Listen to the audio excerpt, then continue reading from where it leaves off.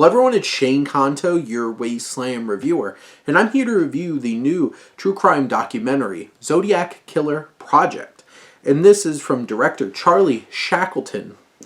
And this film, against the backdrop of deserted spaces, a filmmaker explores his abandoned Zodiac Killer documentary, delving into the true crime genre's inner workings at a saturation point. And this is such a unique and unexpected cinematic experience where this film really is just a camera moving across spaces and a filmmaker narrating over. It's like, well, this is what I was going to shoot. This is how I was going to tell this piece. And really, it's a filmmaker's blueprint for their own film. But you have Shackleton who, throughout this film, feels the need to have the camera keep turning on him so he can keep talking at the camera for us to see his face.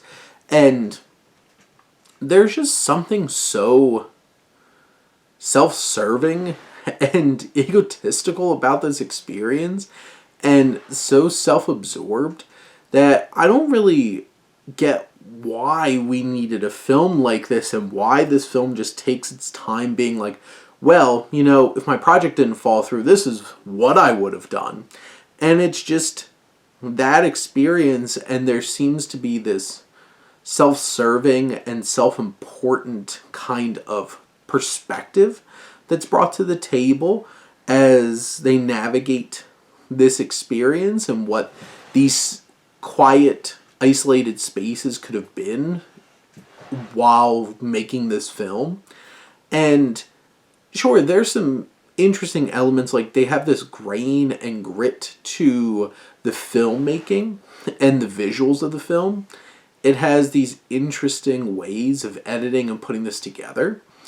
And there are some moments where it detaches and takes a look at the true crime genre and really calling it out on its stuff and the things that it does well, doesn't do well, and how it can be emotionally manipulative, and how it can just, put the focus on all the wrong things.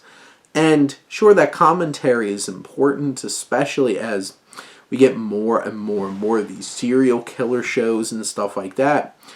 But this just felt a bit obnoxious and so self-serving and self-absorbed. Anytime you hear this narration, and especially when the camera points at him so we can all see him too, it just feels like somebody was mad that they didn't get to make a project and we're like, well, we're going to make a film about what I would have made with that project. And it just doesn't click as a meaningful or impactful experience.